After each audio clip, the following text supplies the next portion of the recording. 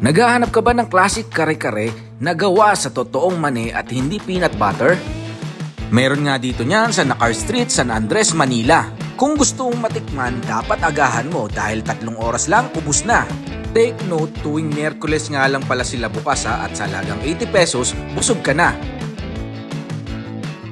Kaya naman, mas kilalanin natin sila.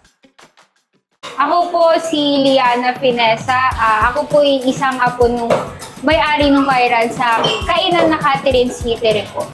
Yung special food po namin dito is yung crispy kare-kare po. Kaya po namin siya natawag na crispy kasi bagnet po yung laman po nito. Kaya po bagnet yung napili namin kasi nauuso po kasi ngayon yung Pares overload na taba, ganyan. Yung baboy po ba? Kasi normally po tayong mga Pinoy, mahilig po tayo sa mga karne. Kaya po namin naisip na bagnet kasi pangmasa po. Kumbaga, feeling po namin magugustuhan to ng mga tao.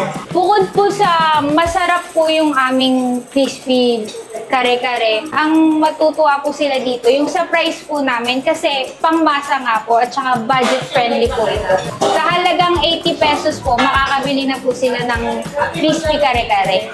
Ang kaibahan po ng kare-kare namin sa ibang tindahan, yung sa amin po is tipak-tipak po yung hiwa niya. Hindi po siya tulad sa iba na nakaslice po.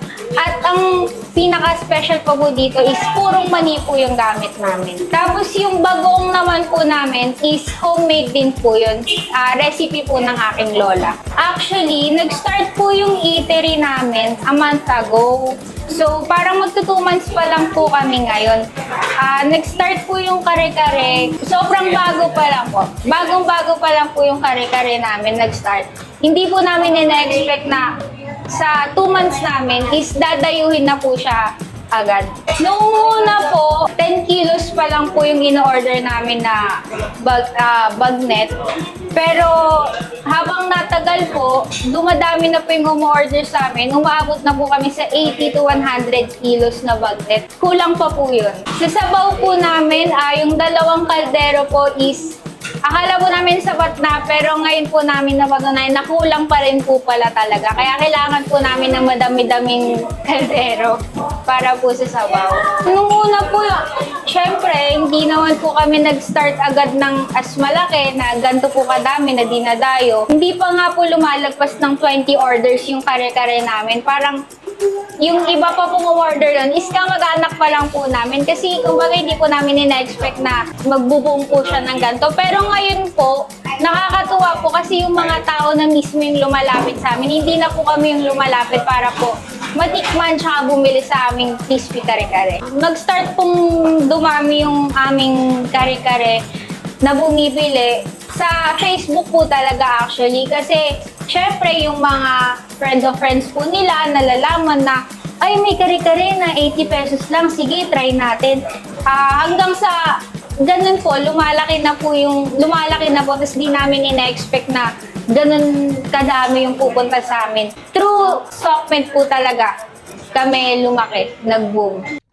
Sauce na malapot, laging bagong prito at malutong na crispy bagnet.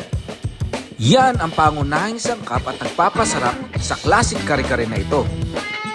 Ganito nga pala nila binubuo yan. Lalagyan ng generous amount ng crispy bagnet, pupuhusan ng malapot na peanut sauce, at saka ilalagay ang mga gulay. Nakakapaglaway, kaya naman manuhit makakay, tikman na natin to. No? Kare-karing bagnet. Ito yan sa main Nakar dito sa San Andres Bukid, Manila. Tikman natin.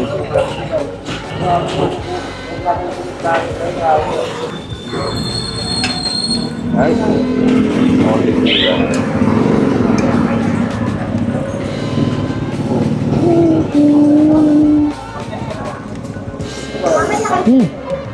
Hindi siya yung matamis. At ang mani talaga yung ginamit, hindi peanut butter. Ay, yung bagnet nila, laging bago, fresh lagi. Hindi makunat.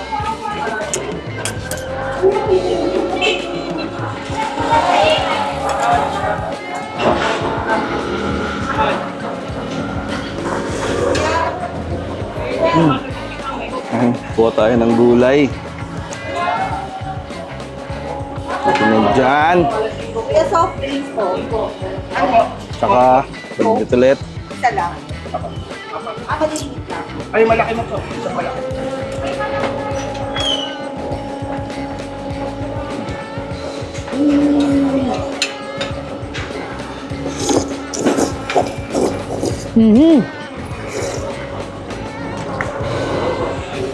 Abugag.